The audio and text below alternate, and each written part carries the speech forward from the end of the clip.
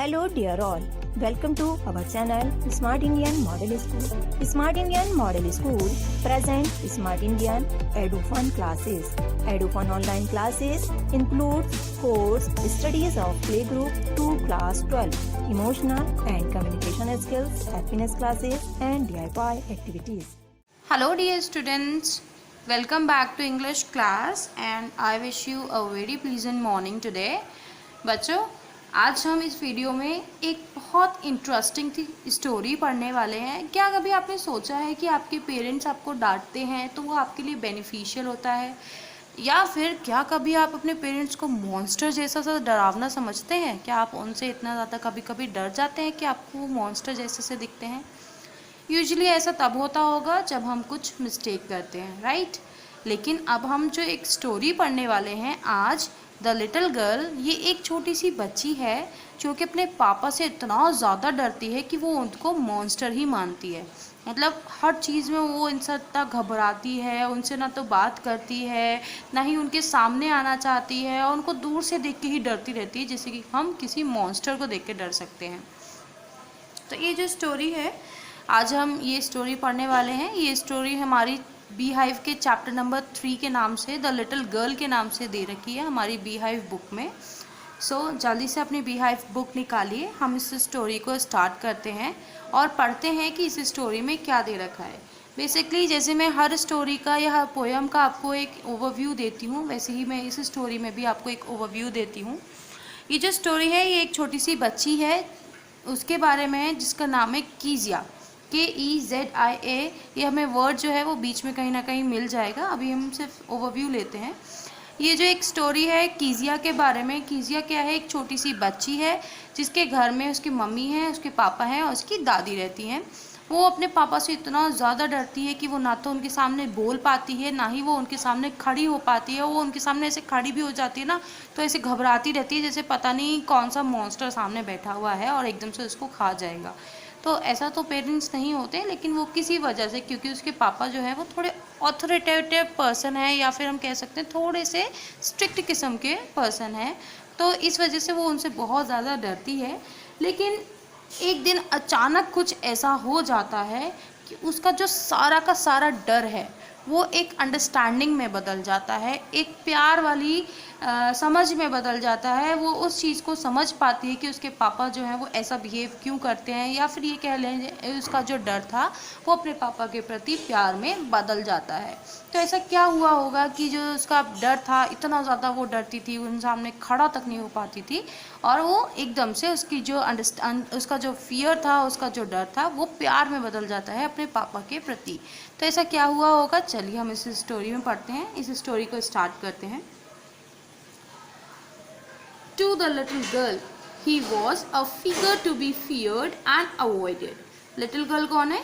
कीजिया, KEZIA, कीजिया। और ही कौन है यहाँ पे? उसके फादर। ठीक है, तो छोटी सी बच्ची के लिए उसके पापा एक ऐसे फिगर थे, फिगर यानी कि एक पर्सन, ऐसे पर्सन थे जिनसे डरा जा सकता है और जिनको अवॉइड किया जा सकता है। अवॉइड करना क्यों? क्योंकि उनके सामने आने से इतना डर लगता है कि हम उनके सामने भी नहीं जा सकते, उनसे बात भी नहीं कर सकते, इसलिए उनको अवॉइड किया जा रहा है। वो उनसे इतना ज़्यादा डरती थी। तो यहाँ पे कह रहे हैं कि जो छोटी सी बच्ची थी कीजिया, उसके लिए उसके जो पापा थे वो एक ऐसे पर्सन थे जो जिनको अवॉइड किया जाए या जिनसे बहुत ज़्यादा डरा जाए, यानी वो बहुत डरावने थे। दिखने में डरावने नहीं थे, क्योंकि इनका जो नेचर था वो थोड़ा स्ट्रिक्ट था, इसलिए वो अपने पापा से बहुत डरती थी। आगे पढ़ते हैं। Every morning before going to work he came into her room and gave her a casual kiss, to which she responded with goodbye father. अब क्या होता था, हर सुबह में जैसे कि हम लोग के पेरेंट्स होते हैं, सुबह ही सुबह जब वो काम पे जाते हैं तो वो अपने बच्चों को हम लोगों को बाय बाय करके जाते हैं। ठीक है, आप लोगों के पेरेंट्स भी अगर जाते हैं तो आपको हक करके या आपको किस करके जाते होंगे। ऐसे ही जो कीजिया के फादर थे, हर सुबह को जब भी वो काम पर जाते थे तो वो उसके रूम में आकर के उसको एक प्यारी सी किस देते थे चुपचाप से, और उसके बाद वो क्या करती थी, वो अपने पापा को गुड बाय करती थी कि गुड बाय पापा, आप काम के लिए जा रहे हैं। जैसे कि हमारे पेरेंट्स जाते हैं तो हम कहते हैं ना बाय बाय पापा, तो इसी तरीके से उसने भी अपने फादर को रिस्पॉन्ड किया उस कैजुअल किस क्या बोला गया है, जो मम्मी पापा अपने बच्चों को नॉर्मली किस देते हैं ना, गाल पे या फिर फोरहेड पे, तो ऐसे ही उसके फादर उसको रोज़ सुबह जाने से पहले एक किस दिया करते थे। और जो कीजिया थी वो क्या करती थी, वो रिस्पॉन्ड करती थी, यानी उन्हें पलट करके उसका जवाब देती थी good bye father. And oh, there was a glad sense of relief when she heard the noise of the carriage growing fainter and fainter down the long road.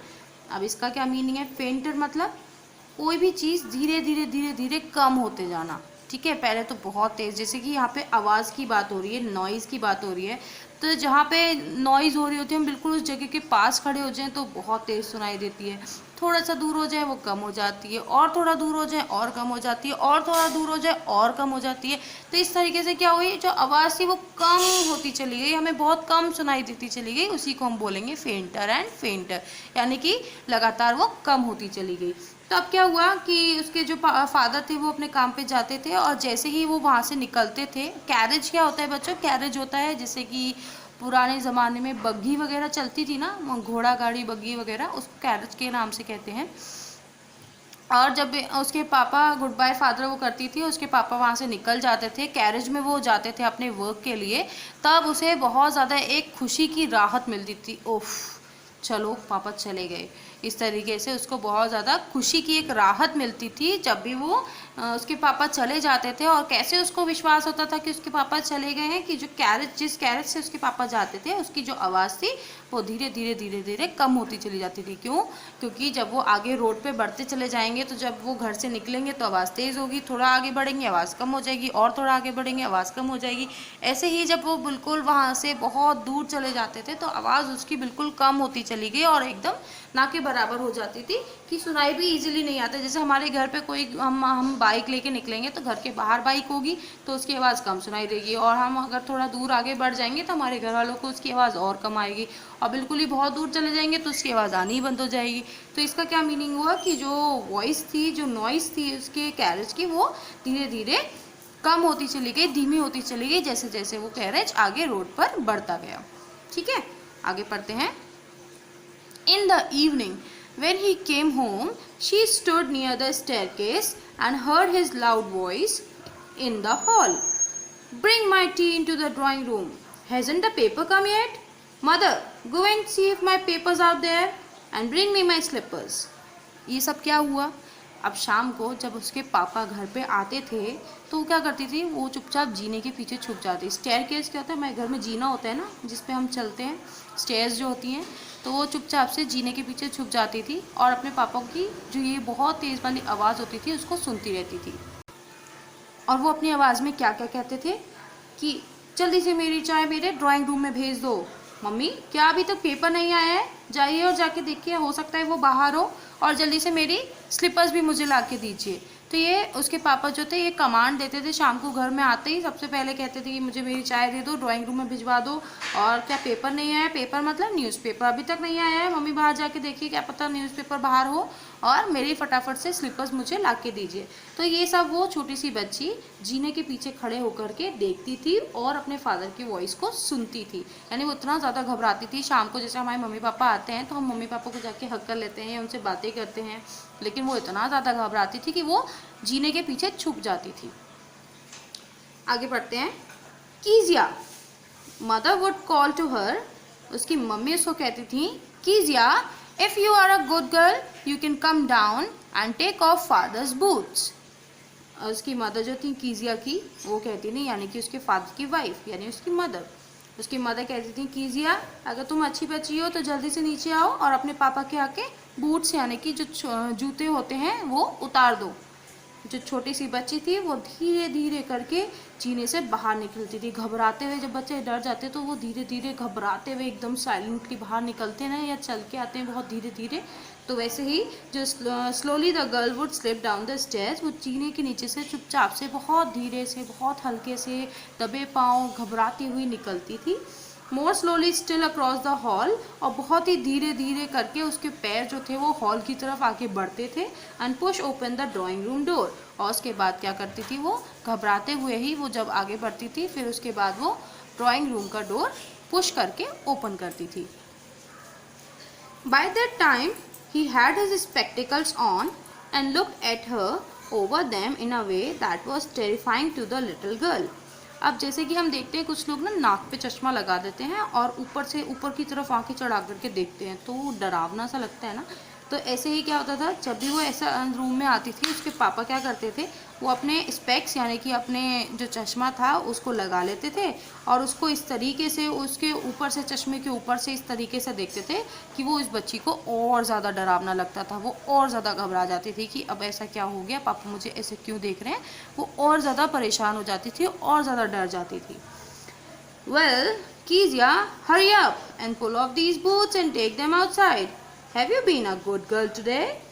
तो उसके फादर उसको, जब वो आती थी उसके फादर उसको देखते थे। उसके बाद उसको, अच्छा फादर यहाँ पे कोई विलन नहीं है बच्चों। अभी तक हम जो स्टोरी में पढ़ते आए हैं कि वो अपने फादर से डरती थी, वो सिर्फ इसीलिए डरती थी क्योंकि उसके फादर थोड़े से स्ट्रिक्ट थे, ठीक है, बहुत ज़्यादा अनुशासित थे एक तरीके से हम कह सकते हैं। लेकिन वो कोई बुरे आदमी नहीं थे, कोई विलन नहीं थे। जैसे कि सारे माँ बाप अपने बच्चों को प्यार करते हैं वैसे ही वो भी कीजिया को बहुत प्यार करते थे, उसका बहुत ध्यान रखते थे और उसको बहुत नॉर्मली वे में ट्रीट करते थे। वो तो बस ये बच्ची थी जिसको अपने पापा से डर लगता था क्योंकि उसके पापा बहुत ज़्यादा अनुशासित थे या फिर स्ट्रिक्ट थे, गुस्सा हो जाते थे, इसलिए वो अपने पापा से डरती थी। ठीक है, तो आगे पढ़ते हैं। उसके पापा, जैसे कि सभी के पापा कहते हैं, प्यार से बात करते हैं, वो कहते हैं कि वेल कीजिया, जल्दी से आओ, ये बूट्स निकालो और इनको जा कर के बाहर रख दो। और एक बात बताओ, आज तुम अच्छी बच्ची बनी ना, आज तुम मतलब जैसे पापा पूछते हैं ना कि आज तुमने कोई शैतानी तो नहीं करी, तो ऐसे ही उसके पापा भी पूछते हैं कि आज तुम अच्छी बच्ची बन के रही ना, कोई गड़बड़ तो नहीं करी, कोई शैतानी तो नहीं की। ऐसा उसके पापा उससे पूछते हैं जैसे कि नॉर्मली किसी के भी पेरेंट्स पूछते हैं। ठीक है, आगे बढ़ते हैं। I don't know father. अब वो इतना ज़्यादा घबरा जाती है, उसकी आवाज़ भी नहीं निकल पाती और किस तरीके से हकलाते हुए बोलती, वो न ऐसे करके हम बोलते हैं ना जब डर जाते हैं, तो इसी तरीके से वो भी हकलाती हुई घबराती हुई कहती है नहीं नहीं नहीं पापा, मुझको नहीं पता। तो वो यहाँ पे बहुत ज़्यादा घबरा जाती है। एक तो पापा का वो टेरिबल रूप देख लेती है जिसमें पापा क्या करते हैं, स्पेक्स लगा के स्पेक्स के ऊपर से देखते हैं, और दूसरा उसके पापा कहते हैं जल्दी आओ, जल्दी से बूट्स निकालो और ये बताओ क्या तुम आज अच्छी बच्ची बन के रही या नहीं। तो वो कहती है नहीं मुझे नहीं पता पापा। तो ऐसे करके वो बहुत ज़्यादा घबराई हुई होती है, वो अपने पापा को ढंग से जवाब भी नहीं दे पाती। अब आगे क्या हुआ होगा ये हम नेक्स्ट वीडियो में पढ़ेंगे। सो बच्चों, before going please do like the video and do watch next video for the complete explanation of this chapter. I hope it might be interesting and might be understandable to you all. यदि आपको हमारा video अच्छा लगा हो तो आगे की video की नोटिफिकेशन प्राप्त करने के लिए कृपया बेल बटन दबाएं और चैनल सब्सक्राइब करना ना भूलें। Please subscribe our channel of Edufun classes. Thank you for watching.